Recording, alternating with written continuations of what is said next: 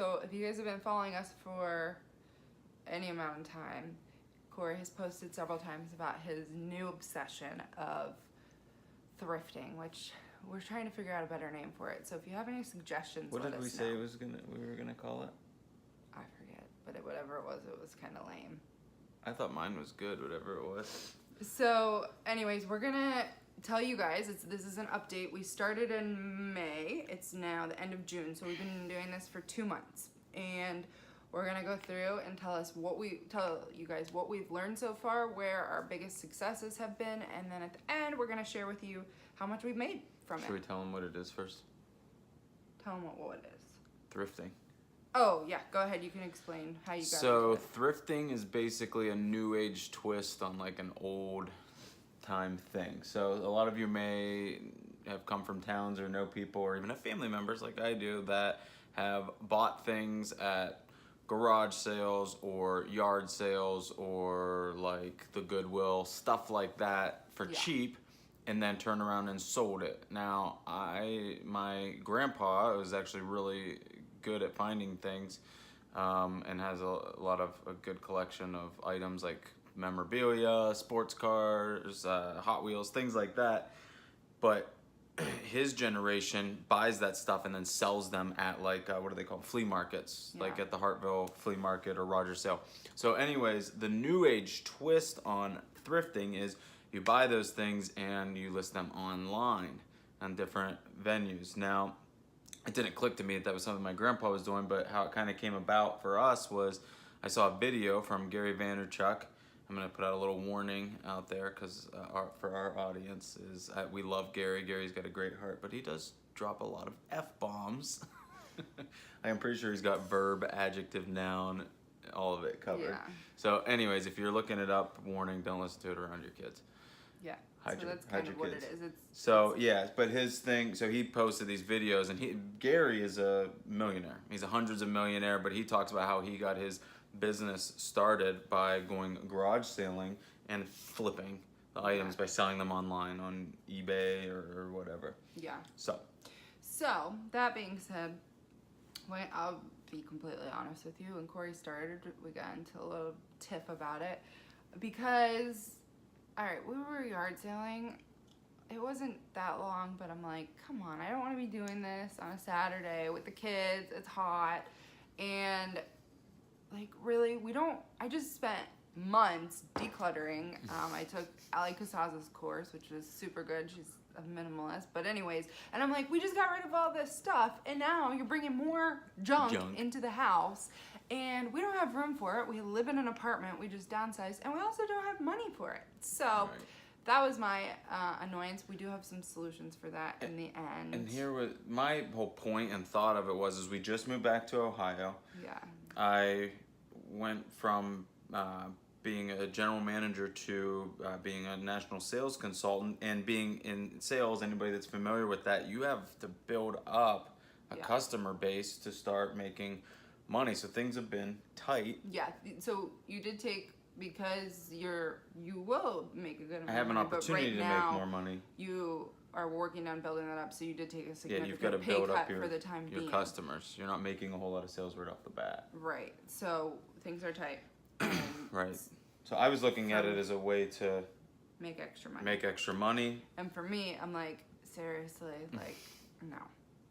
But we will share with you at the end if it was worth it or not. And our kids, I thought it would be a great thing to teach. Yeah, go ahead. What is that later? Yeah, but it's okay. Go ahead. Just to teach our kids how to make money and be little mini entrepreneurs. And yeah. See, here's the issue. I know you guys think I cut Corey off a lot because I do, but here's our difference in personalities. I'm an outline person, okay? I outline everything. Corey just shoots from the hip, and most of the time, it works out fine for him. But when we try to combine ourselves, then, he's saying things that aren't until later in the outline, and so I have to cut him off because we're not there yet, dude. So I just want to clarify, I'm not trying to be rude or like interject, because Corey's actually the talker, right? Most of the time in real life, I'm not the one who talks. He is, because I just don't. Go talk to Mr. Frazano, my 9th grade history teacher, and ask him if I was the talker. Well, I don't know what Mr. Frazana thinks about We had to it. give a 2-minute speech Yeah. in history class, and I think I was giving my speech on Abraham Lincoln, and I almost didn't make the 2 minutes. I went like 2 minutes and 3 seconds. You've really changed a lot since then. But anyways, I don't mean to cut you off, but sometimes... I will say that when you combine us and I have an outline, and if that I fill in the blanks between the outline, it does work out a lot better. So, anyways, we got way sidetracked. There are no blanks in my outlines. No. Yeah, that means it's not an outline, it's a freaking novel. Okay, so yeah, I was a little bit annoyed. That being said, we're going to move on. There are some do's and don'ts that we have determined, and you can determine what you think, but these are just what we think in this game. There are some do's and don'ts that come And before we dive into this, if you're skeptical, if you're like, whatever, what does this mean to me?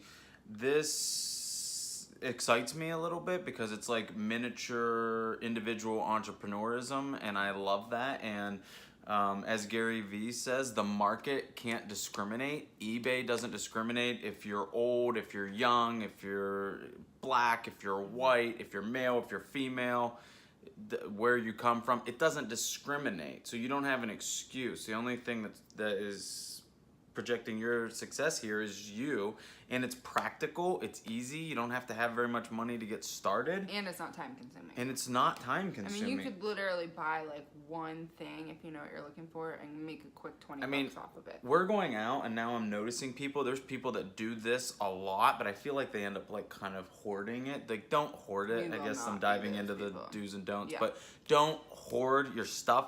Flip it quick, price it to sell.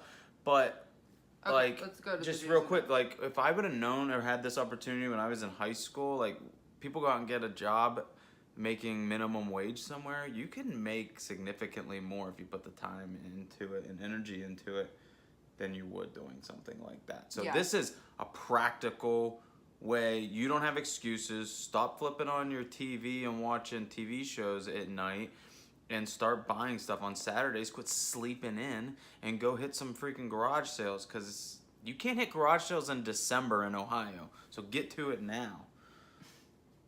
You can't. You could maybe in SoCal, so do's and but don'ts not with here. thrifting to have a little bit of integrity and kind of be ethical and not shady about this.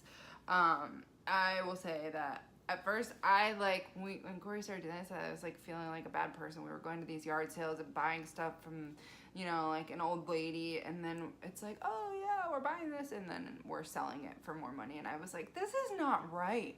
But the more I started to think about it, and as garage sale season went on, at the end of the weekend, Corey pointed something out to me. We would see lines of cars at the donation dropping off all their stuff from the yard sale that they didn't sell.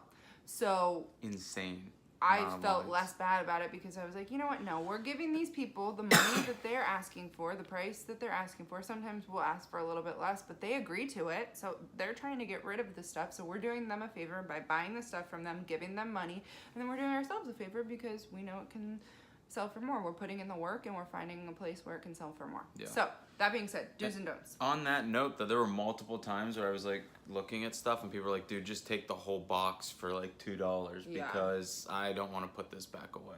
Yeah, like Corey bought a set of 12 coffee mugs. They were really nice. I wanted to keep them. They listed for $3. They didn't get it. I gave them 2. But there was another one where I was looking at a box of mugs, and I was just looking at a couple of mugs in there, and the guy was like, just take the whole box for, wasn't it $1? Yeah, I think so. Take the whole box for like $1. There was mugs. there was over 20 mugs in there. He was like, I just don't want to put them away. Yeah, I was like, and okay. So it's doing them a favor. If they didn't think that they were getting the price they wanted, they would say no. They would say no, and there have been people when Corey makes a lower offer that say no, and then we do pay the higher price. So it's not bad. We're doing the do's and don'ts. Yeah. So here's the do's and don'ts. Go ahead. All right, do. Just kind of bullet. We'll hit the do. Sell your own stuff. I'm telling you right now, you have hundreds of dollars of stuff sitting in your closet, sitting in your basement. I will agree to that because even with our cross-country move, I got rid of so much stuff. Like, we were like bare bones. Even with that, we've sold so much of our stuff, and it's stuff that I'm like, why is this Hoodies, in my closet? dresses, jerseys, like. Yeah, all right. And that doesn't cost you anything. You didn't have to go out and do anything. Buy from yard sales. Go hit up the yard sales, and you want to look. I don't know if we're jumping a little bit ahead, but when you're going to the yard sales, you want to look for specific things. You are jumping ahead. Okay, well, hit up the yard sales. We'll hit on that later. Do go to thrift stores, the Goodwill. We have a I don't want to give away my thrift stores. People are going to go and snipe my stuff. The Goodwill, your local thrift store. Look for free stuff. Get on Craigslist. Like you're yelling. Get on Facebook Marketplace and type in free. Look for free stuff. It looks like it has some value that you could get a little bit of money out of, and flip it. And the last one, you actually did a good job of this. Offer to list things for friends and family members once you're doing this, but offer the profit back to them. A lot of times they'll say, well, just keep, but I think that it's ethical to give them the money. Well, I just feel like it's helping people. Again, Yeah. I always feel like I like to help people, and it has been beneficial to us. And I look at other people's stuff and I think, if they have stuff to get rid of, we're already doing this, Right. so why not? Why not just list it?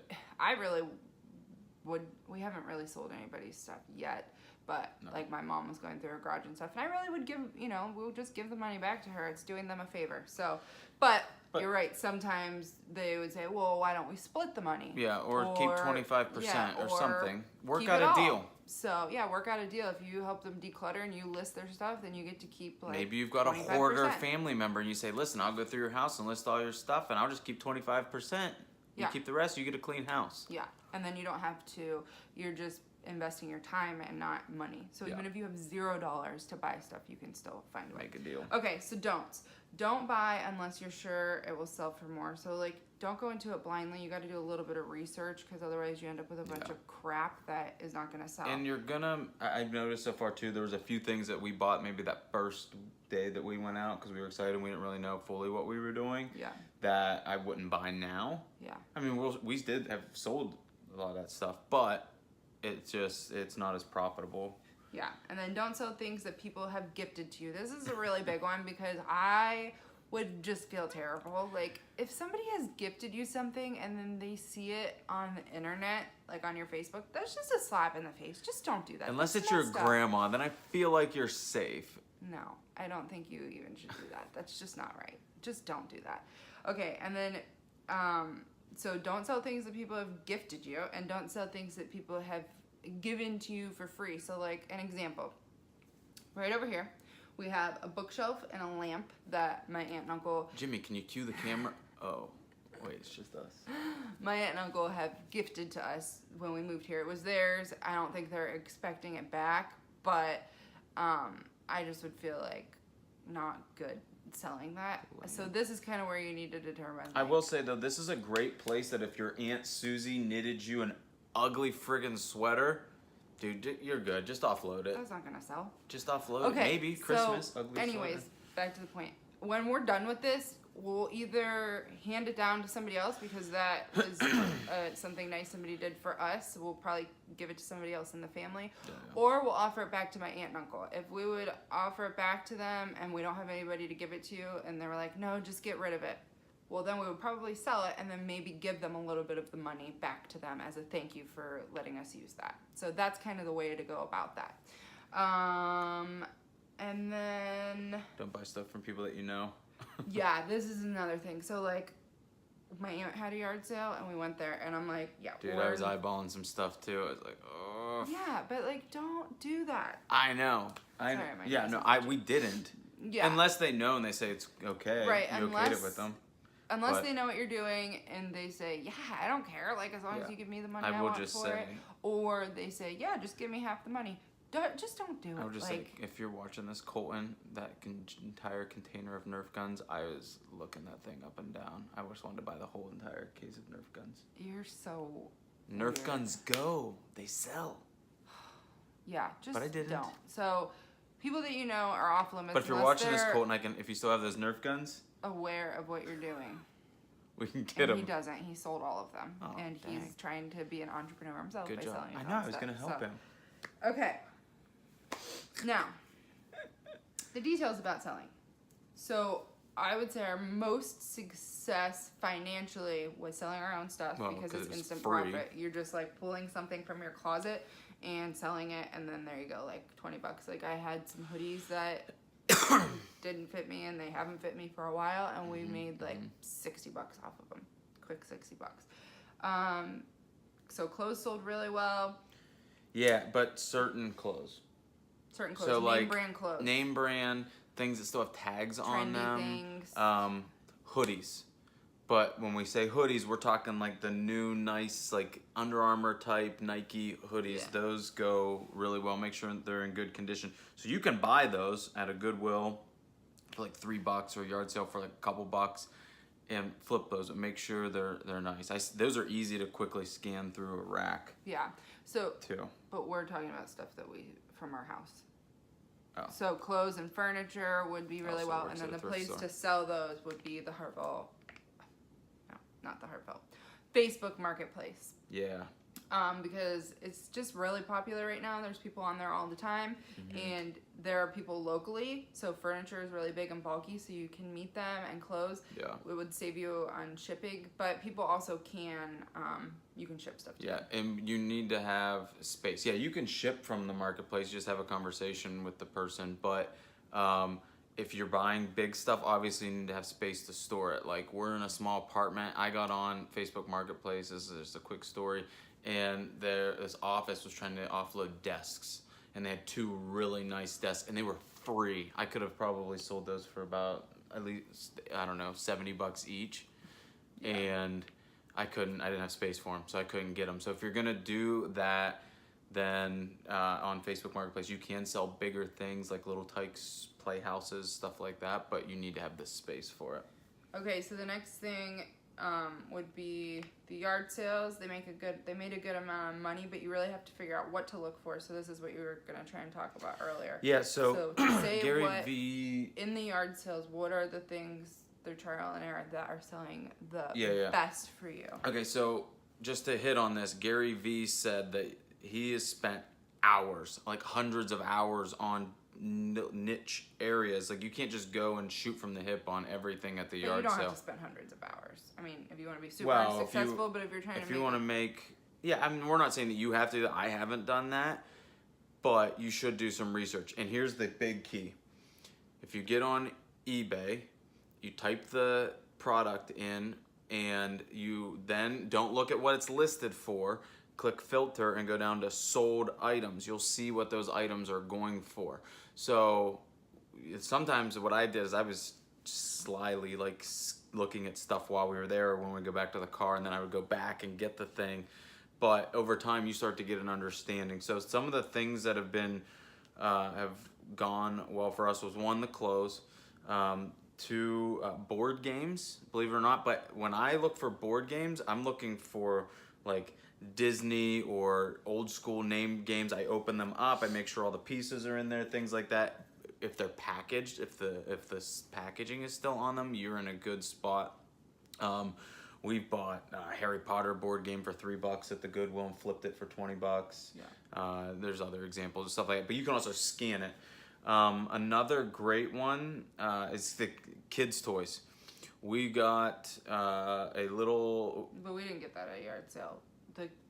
The little. Yeah, but when you're in that mindset, you're finding things even for free. What happened? We like really lucked into this. I took the kids on a walk one day, and we were just like walking down the street, and this guy saw Liberty, and he was like, "Hey, does she want a Little Tykes Playhouse?" And I was like, "Yeah, that would be awesome." And so it was like dirty, and he didn't want to haul it away. He didn't want to have to pay to dump it, and he didn't want it. So yeah, when I drove up to this thing, Beth's having us pick it up. I'm like, dude, this is a pile of junk. Like it was taken apart, all piled together. It had stains all over it. Yeah, so he gave it to us for free along with another like random toy that was like in his yard. Spinner thing. So we were just doing him a favor by basically hauling it away. And honestly, I had Little Tykes houses growing up, so I was like, dude, this is gonna be perfect for Liberty. But we live in an apartment, we don't really have a yard, and it was taking up our entire patio. So I was like, you know what? Let's just sell this. So what do we sell it for? So I pressure washed it to make it look nice. Sometimes you got to put a little work in, and then we sold it for $80. So we made a sheer $80 and then profit. we sold the spinner toy for another 20. So that $100 right there. Yeah, $100. So that's the free stuff, but also just keep in mind kids stuff. If it's cheap, like people love their kids, and the marketplace is a good place to sell that stuff. But if it's small, eBay. Some of the things that the verdict is still out on that Gary Vee says is good, but we haven't had as much success with, is coffee mugs. He always talks about mug life. I've gotten really picky with the mugs, but the mugs you can pick up for cheap, like 25 cents, sometimes 50 cents. But I've been keeping my eye out for Starbucks mugs. That's what Gary says go well, but we don't have results there yet, so we'll see. I've got those listed on eBay. Another one that's been really good for us, it's almost like it's easy, it's on autopilot, are books. This is we're kind of transitioning to Amazon. Oh, okay. If you're thinking of what to, like, places to sell. So there's Facebook Marketplace, there's eBay, and you have to consider shipping, and then also Amazon is another place. OfferUp and stuff, those are okay. It depends on what where region, you're at. Yeah, what region you're in. Like in California, OfferUp is really popular. Here, people don't use it as much. And we haven't used this yet, but a lot of people say Mercari as well. And actually, the board games some of them went on Facebook Marketplace, but then the other ones went on eBay. Yeah. So eBay's a good place too. eBay's tough because if you don't already have an account and just open a new one, they limit you to we were limited to 5 listings.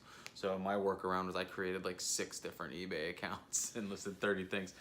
But, so Amazon, there's just one thing that we've been selling on Amazon. Well, I listed other things, but they haven't sold yet. But Amazon's easy. So Amazon, it gets a little more intense though. They ask you for your social security and tax info and stuff like that. Yeah. But the great thing is books and things with barcodes. So I did list the board games on there. You can list video games on there, movies, anything with a barcode. Yeah. And it's easy because you just take your phone, you scan the barcode, it pulls the item up, you click on it, put the condition it's in, set your price, you're done. I can list something in 2 minutes. But we've sold 10 books. We sold a lot of books, and we're picking books up for 25 cents. And we're selling them for $11. At most $1, and the cheapest that we've sold a book for has been $5. Yeah. So, and some of them are as high as 13. Yeah. So, and it's just on autopilot. Yeah, so keep an eye out for, people buy so many books, and then a lot of people aren't readers, so they get inspired, they buy books, and then untouch them. They never touch them. They're untouched. They are brand new. You can sell them for brand new condition. Yeah. So those are good. Yeah, you want to make sure they're in a brand new condition, because those are definitely going to sell. And the other thing is stay away from fiction. That's what we were told, to stay away from fiction. We've bought a couple fiction they haven't sold. Yeah. It's more in the personal development, business development type niche that has been good. We haven't sold any children's books on there yet, so we've bought some children's books, so the verdict's out on that, but the ones we've sold are in the personal development space. Okay, last thing real quick is just shipping tips, and then we'll talk about what we actually made. So for shipping tips, you don't really want to ship anything super heavy. If you do, flat rate is your way to go, because it doesn't matter what the weight is. If it's small but dense, flat rate. But we haven't done this yet, but we need to, because when you ship a book, and a book size envelope is $1.59 at the post office. I'm pretty sure you can get book shaped envelopes off of Amazon for 25 cents an envelope. So you're spending way less on shipping. So buy your own boxes, buy your own envelopes if you have to ship stuff. And books you can ship media mail, which is cheaper. Yeah. And then that's pretty much it for the shipping. So with that being said, Corey bought so much inventory. We've probably only sold a quarter of it, when you say easy. I'm excited about it because we have such a good inventory, and you would say to me too, we need to get rid of the stuff that we have. Well, here's the thing, because of the clutter, and I don't like clutter, and I like clean, and I like space. We have agreed to a specific designated area, and once that area is full, nothing else can be bought until stuff is sold. So that's the rule. If you're worried about, it's pretty close. Babe, if we're talking I don't think we talked about the same size area then. We got to redefine these lines. There's air. that needs filled. Like I can bring this thing to the ceiling. No. Okay, we'll talk about this later. Doubters. Anyways, so if that's one of your concerns, you just got a designated space and you're not filling up the entire basement. Just no. So unless you want to make $100,000. All right. Then fill up your basement. Okay. All right. This is good, but this is just a side thing. Drum roll for how much we've sold for May and June. Okay, so we've put in it was just under $400 so far. We've been doing this for 2 months, right? And we didn't just put that in. We would spend $20. Yeah, and make. Here's the thing too. Yeah, we started out. Like a lot of people will spend their entire day going garage selling. We would spend like 2 hours, 3 hours, 4 hours at the garage sale, or I would stop in real quick at the thrift store and get something. It's been spread out, and we're looking for specific things. But my whole thing was that we needed to build up an inventory. Once we built up an inventory, then I could be more picky. Yeah, some and of the I would things say that we were didn't getting. spend $400 of our own money. We probably spent $100, and then we kept using our profit. Yeah. So basically, we have sold over $900 worth of stuff. Over $900, almost $1,000 worth of stuff In 2 months. The first month we really didn't get into it, so basically in 1 month, I would say it's like the very end of May. It's like a month and a half, and then we put in less than spent 400.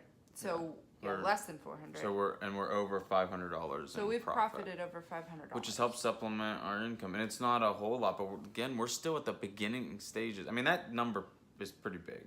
I mean, yeah, and we're not doing this to do this for a living. Right. We're doing this to supplement our income. We're doing this to teach our kids how to make money.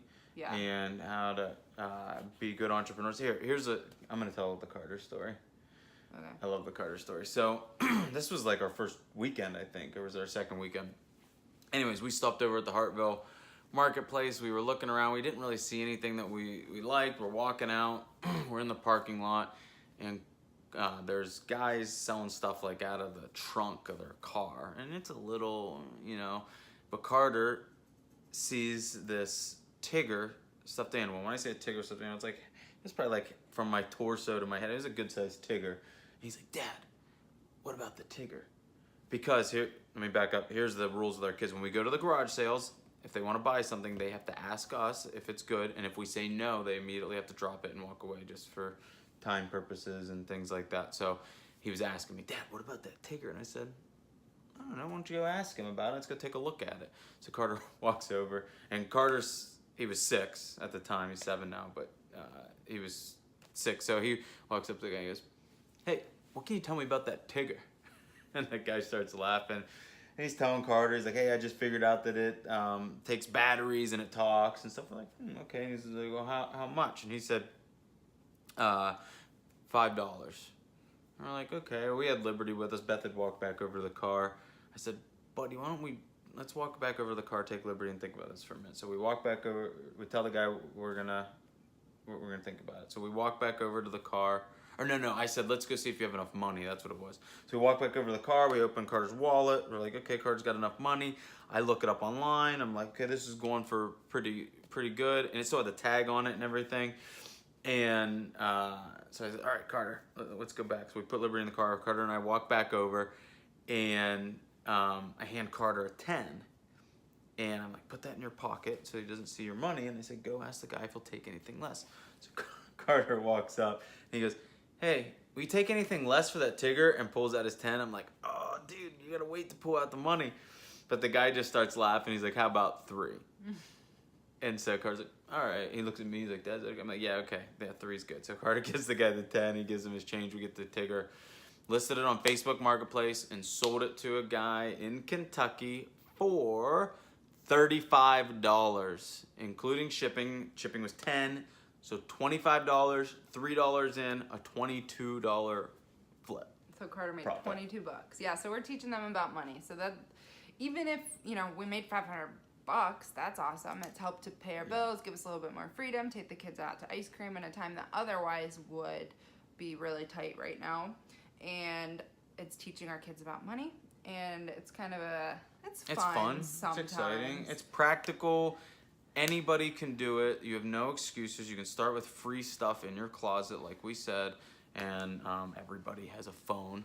So Yeah, I mean, it's anybody can do it. And just, you could start with the stuff in your house that you have for free, take the profits and invest it into more, and just start to build it, kind of like that's what we've done, and build it. And now we're already profitable. We're in the black, and we've got so much inventory down there it's gonna sell. It's selling all the time. Yeah.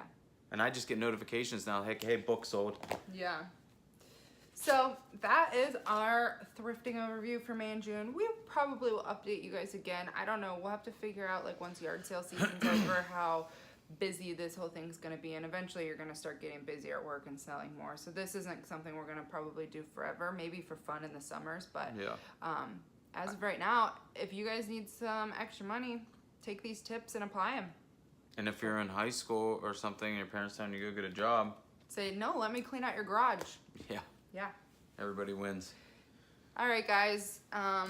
Thanks for listening, and stay tuned for more videos. Check out our podcast. Check out our Instagram. Yeah, the Adkins highlight reel. All right, talk to you later. Thrift life.